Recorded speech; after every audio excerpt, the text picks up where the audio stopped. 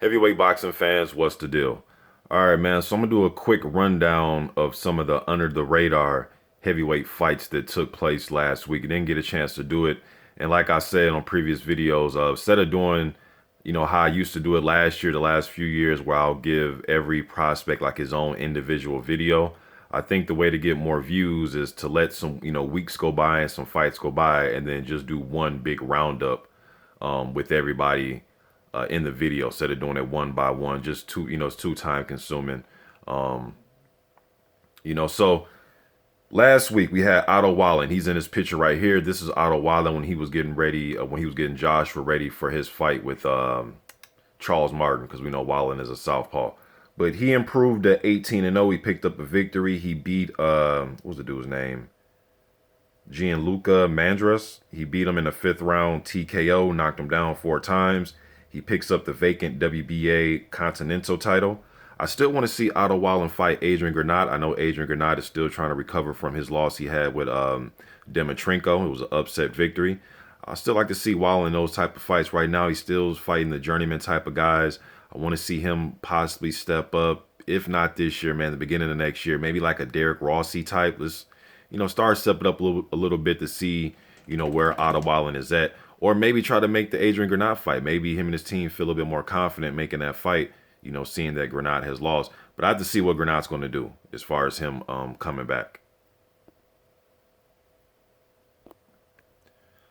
All right. Also, Tom Schwartz, he improved to 19-0. Schwartz is a young prospect from Germany. I believe he's 22 years old, but he improved to 19-0. I want to start seeing more of those German prospects get it on. I know the Lewandowski brothers last year, they fought Schwartz, fought one of them, and the other guy fought the other Lewandowski brother fought Ajit Kabiel. It was actually all on the same card. I like to see like Kabiel versus Schwartz, or maybe Schwartz versus Michel Wallace or something like that. Germany has a few undefeated prospects that I would like to see fight. But Schwartz went and picked up the WBO Intercontinental title. It was a vacant title. He beat Adnan Redzovic. I remember Redzovic's name when I was looking up Arnold Jerichai footage, when I was looking him up for the David Haye fight, breaking down his style. That was actually an entertaining fight that he had with Jerichai. But anyways, that was his previous, his only loss, and he just lost a second time to Tom Schwartz. Redzovic is a guy that's 40 years old. You know what I mean? So Schwartz picks up that victory and improves to 19-0. Johann Duhaupas made his return from that vicious knockout loss to Povetkin. One thing that stood out to me about this fight, he was 250 pounds. Usually, Johann's in there between, 230-ish, 240, somewhere around there. Never really up at 250 pounds. At least I haven't seen in a while. So that kind of caught me off guard. I don't think he was probably in the best of shape for this fight. Although I don't know what his weight was for the Povetkin fight. But I think Wilder, he was like 239. He's usually like in the 230s, man. So this kind of caught me off guard. I could be wrong about his weight throughout his career, but 250 was very big in my opinion. But he picks up a victory. David Gashavelli picks up a victory, a 3rd round KO, knocked him down a few times. So good to see Duhaupas back in the win column and try to, get a interesting fight there probably towards the end of the year. Duhaupas did hold on to that WBC silver title. Remember, he won that vacant title. It was vacated by Povetkin, and he beat Robert Helenius in an upset, knocked him out, and he picked up that title. Then he held on to it. He was getting ready to fight Takam. They set the fight with him and Takam. They're going to fight the beginning of this year, and then that fight fell through when Povetkin needed an opponent, and Duhaupas stepped up and took that fight. So I want to see Duhaupas back in there in better shape, and then get in there with another good fighter and make for an interesting fight. Okay, he picked up a victory. Who else fought this past weekend? Shawn Turner, prospect, Irish prospect. I don't think Shawn Turner will win a world title at heavyweight, but I do want to see him fight Khan Sheehan, and I know Turner was a pretty decent amateur where he's from. You know what I mean? So I've been keeping track of Shawn Turner over the last year. So I still want to see him fight Khan Sheehan. He ended up losing a decision, man.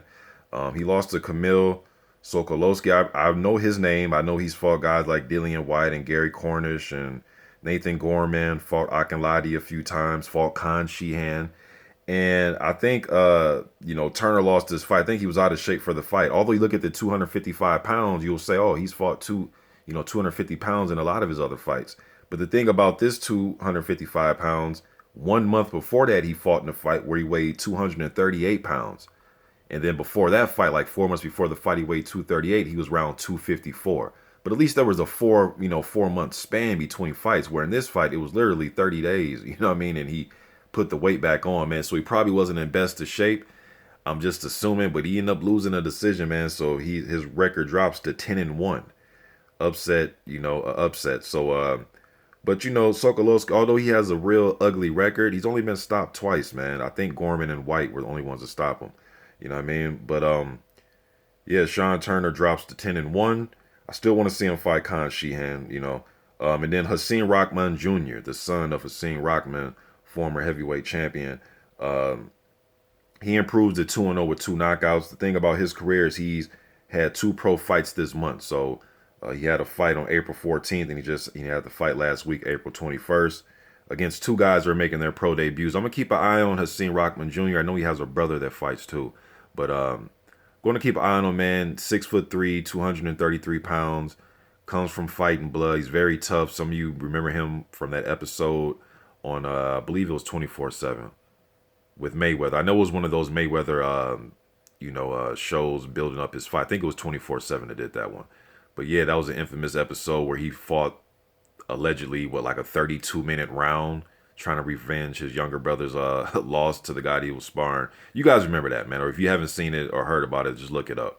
But young kid, only 25 years old. Like I said, come from a fighting family. I know his father going to steer him in the right direction. He's very involved in his son's career, so want to see what he does, man. But that's the rundown from last week.